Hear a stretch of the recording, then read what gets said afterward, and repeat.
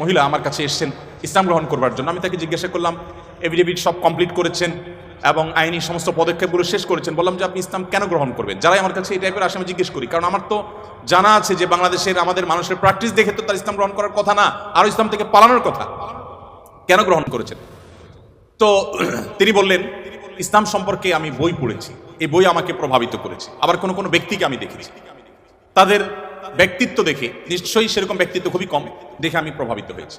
গোটা পৃথিবীতে আপনারা বিশেষ করে পশ্চিমা দুনিয়ার খবর রাখবেন নিশ্চয়ই, সেখানে প্রতিদিন ইসলামে আসা মানুষের সংখ্যা বেড়ে চলেছে এবং পুরুষদের চাইতে মেয়েদের মধ্যে ইসলাম গ্রহণের সংখ্যা অনেক বেশি, প্রবণতা অনেক বেশি। কেন?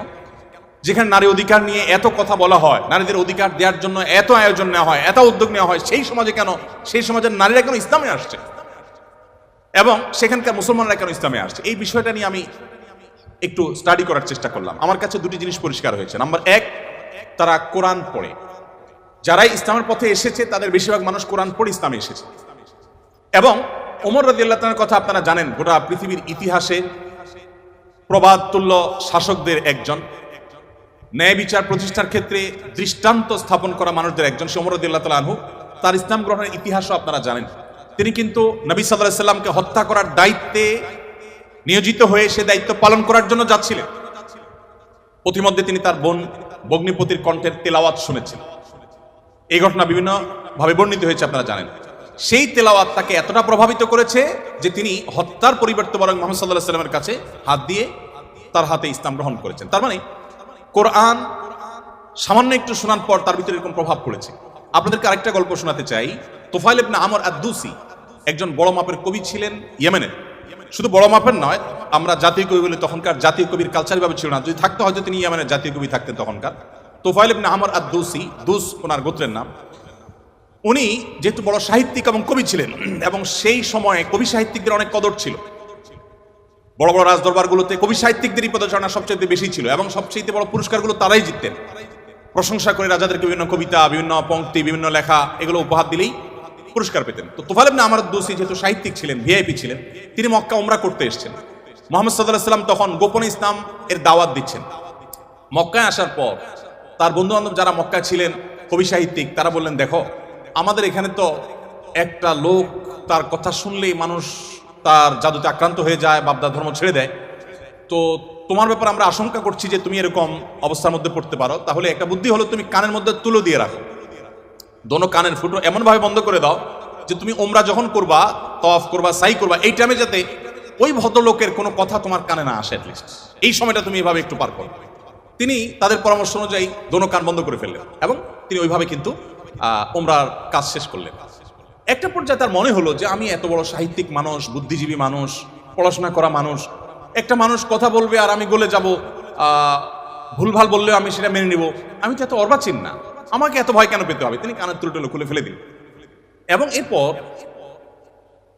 তিনি হারামের কোন এক জায়গা থেকে কোরআনের কিছু আয়াতের অংশ বিশেষ তার কানে আসলো। আসার পর তিনি সাহিত্যিক মানুষ বুঝলেন যে এটা তো এই মানের ভাষা, এই মানের সাহিত্য, এটা তো কোনো মানুষের রচনা হতে পারে না, বা এই ধরনের রচনা তো আমি আগে পড়ি নাই, এটা তো একটু ব্যতিক্রম মনে হচ্ছে। তিনি তখন মুহাম্মদ সাল্লাল্লাহু আলাইহি ওয়াসাল্লামকে অনুসরণ করতে শুরু করলেন। পেয়ে গেলেন আলী রাদিয়াল্লাহু তাআলাকে, সম্ভবত আলীরই তেলাওয়াত শুনেছেন। তখন আলী রাদিয়াল্লাহু তাআলাকে বললেন, দেখো আমাকে তার কাছে নিয়ে যাও, মুশকিল হলো আমার বন্ধু বান্ধবরা দেখলে তো আমার জাত যাবে, বা তারা আমাকে এমন আছে টর্চারও করতে পারে, তাহলে এক কাজ করো, নিয়ে চলো। আলী সামনে সামনে যাচ্ছেন, উনি পিছিয়ে পিছিয়ে যাচ্ছেন।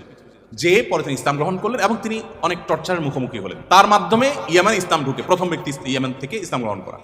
আমি আপনাকে 50টা ঘটনা শোনাতে পারবো যে মানুষগুলো ইসলাম গ্রহণ করেছেন শুধুমাত্র কোরআন স্টাডি করে, কোরআন পড়ে। আমি আপনাদের কাছে আহ্বান করে যেতে চাই, বাই চান্স মুসলমান আমরা যারা আছি, আমরা একটু ইসলামটাকে বোঝার চেষ্টা করি, আমরা ইসলামটা একটু জানার চেষ্টা করি। আমরা অনেকে মনে করি কোরআন হাদিস এগুলো হুজুরদের সাবজেক্ট, এগুলো শুধু ওনারা পড়বেন, আমরা শুধুমাত্র হুজুরদের মুখের দিকে তাকিয়ে থাকবো আর শুনবো।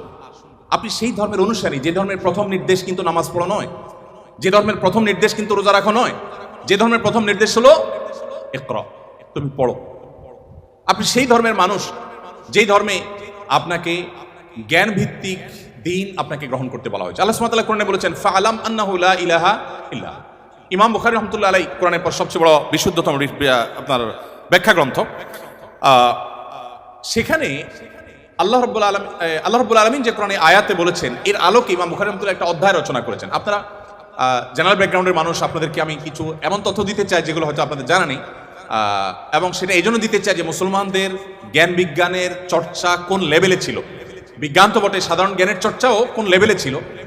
ইমাম বুখারী রহমাতুল্লাহর যে বুখারী শরীফের কথা আপনারা শুনেন, এই বুখারী শরীফ এটার যে শুধু ইয়েগুলো আছে, টাইটেলগুলো আছে, অধ্যায় এবং পরিচ্ছদের যে শিরোনামগুলো আছে, শুধু এই শিরোনামগুলোর ব্যাখ্যায় ভারতবর্ষের লেখক আছে, সারা ওয়ার্ল্ডের অন্যান্যগুলো বাদই দিলাম, শেখুল হাদিস জাকারিয়া রহমতুল্লাহ আলাইহি ভারতের সাহারানপুরের উত্তরপ্রদেশের, তার লেখা আত-তারাজুম ওয়াল আবওয়াব আছে। আপনার এই টেবিলের এই মাথা থেকে মাথা পর্যন্ত হয়ে যাবে সবগুলো ভলিউম রাখলে। এতগুলো ভলিউম ভর্তি কিসে? শুধুমাত্র সহিহ বুখারীর শুধুমাত্র যে টাইটেল বা শিরোনাম আছে তার ব্যাখ্যা। এবং এগুলো এতটা একাডেমিক এবং এতটাই আপনার ডিপ নলেজের বিষয় এবং এলমি বিষয়, একাডেমিক বিষয়, যে আপনি যদি এখানে প্রবেশ করেন তাহলে আপনি এটার ভেতরে শুধু ঢুকতেই থাকবেন এবং সামনে আগেতে থাকবেন। এটা আমাদের ঐতিহ্য। যাই হোক, তো ইমাম বুখারী রহমতুল্লাহ আলাইহির একটা অধ্যায়ের শিরোনাম ছিল এরকম যে তিনি লিখেছেন বাবুল কাউলি বিল ইলমি, বাবুল ইলমি ক্বাবলাল কাউলি ওয়াল আমালি বি। অর্থাৎ সে অধ্যায় এখানে রচনা করা হচ্ছে যে অধ্যায়ে প্রমাণ করা হবে ইসলাম কোনো কথা বলবার আগে, কোনো কাজ করবার আগে মানুষকে সেটা জানার নির্দেশ করে। অর্থাৎ আগে জ্ঞান অর্জন করো, তারপরে তুমি করো। ইভেন আল্লাহ সুবহানাহু ওয়া তাআলা কোরআনে বলছেন ফাআলাম আন্নাহু লা ইলাহা ইল্লা আল্লাহ ছাড়া সত্যিকার ইবাদতের উপযুক্ত আর কেউ নেই, এই কথার জ্ঞান তুমি অর্জন করো। দেখুন, আল্লাহ সুবহানাহু ওয়া তাআলা কিন্তু বিশ্বাসের কথাটাই বলছেন, কিন্তু জ্ঞান দিয়ে বলছেন। তার মানে তুমি জানো কেন আল্লাহ ছাড়া সত্যিকার ইবাদতের উপযুক্ত থাকতে পারে না, কেন একাধিক স্রষ্টা থাকতে পারে না, কেন তুমি সেই জিনিসটা জানার চেষ্টা করো। কেন বলতে আমি এখানে আল্লাহ সুবহানাহু ওয়া তাআলা দর্শন জানতে নির্দেশ করেছেন তা নয়, আল্লাহ বলেছেন যে এই বিষয়ের স্বচ্ছ ধারণা এবং ইলম যেন আমাদের মধ্যে আসে। কিন্তু দুঃখজনক, আমরা কোরআন পড়ি না, আর পড়লেও বুঝে পড়ি না। পৃথিবীতে সবচেয়ে বেশি পাঠ করা হয় যে গ্রন্থ সেটা কোরআন। কোরআনের চাইতে বেশি পাঠ করা হয় সর্বযুগে সর্বকালে এরকম আরেকটি গ্রন্থ পৃথিবীতে নেই যে এত বেশি পরিমাণে পাঠ করা হয়। আর দুঃখজনক সত্য এটাও যে পৃথিবীতে না বুঝে পাঠ করার ক্ষেত্রে কোরআনের চাইতে আর বিকল্প বা আরেকটা গ্রন্থ আপনি খুঁজে পাবেন না। কোরআনই একমাত্র গ্রন্থ যে আমরা মুসলমানরা সেটাকে না বুঝেই শুধুমাত্র পড়ি। হ্যাঁ, কোরআন না বুঝে পড়লেও আপনি সওয়াব পাবেন, এটা একটা কাজ হবে। না বুঝে পড়লে কি লাভ হবে আমরা অনেকে বলি। আজকাল আপনারা জানেন অনেক টেকনোলজি আবিষ্কার হয়েছে, আপনার টেকনোলজির লোক, যে একটা সিম্পল জিনিস আমাদের সবার হাতে হাতে আছে, স্মার্টফোন। আমরা যদি বলি হাই শ্রী কল অমুক, সাথে সাথে কিন্তু আপনার কোনো টিপাটিপি ছাড়াই সেই অমুককে কল করবে, মোবাইল করবে না ডিভাইস।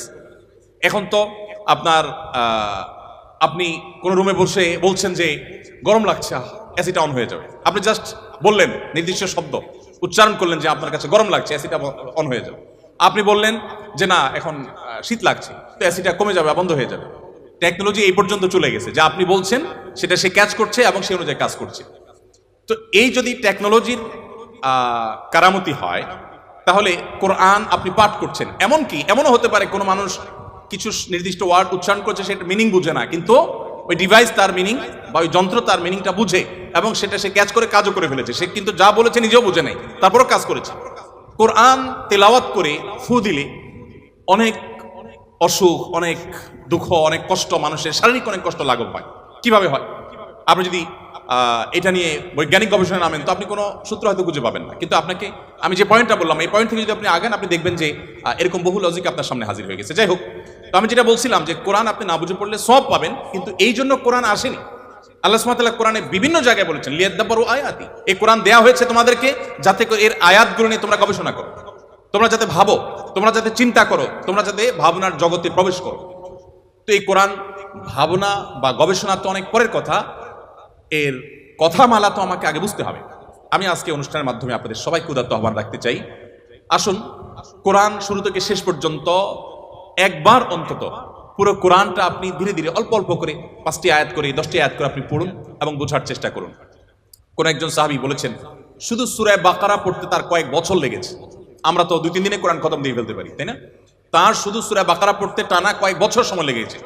কি করেছেন তিনি? প্রতিটা আয়াত পড়েছেন, এ সম্পর্কে জেনেছেন, ভেবেছেন, এখান থেকে তার নেয়ার কি আছে সেটা নিয়েছেন, নিজের মধ্যে ইমপ্লিমেন্ট করেছেন, দেন তিনি সামনে অগ্রসর হয়েছেন। এভাবে এগোতে গিয়ে তার একটা সূরা শেষ করতে কয়েক বছর সময় লেগে গেছে। কোথায় আমাদের কোরআন অধ্যয়ন? আমি আপনাদেরকে বলেছি, এখনো পৃথিবীতে যারা ইসলামে আসছে, পশ্চিমা পৃথিবী বলুন, আমাদের এই অঞ্চলে বলুন, তাদের নিয়ে আমার যে সামান্য পড়াশোনা বা ঘাটাঘাটি আছে, সেটার আলোকে আমি নিশ্চিত হয়েছি অনেকখানি যে তারা বেশিরভাগ মানুষ আমাদের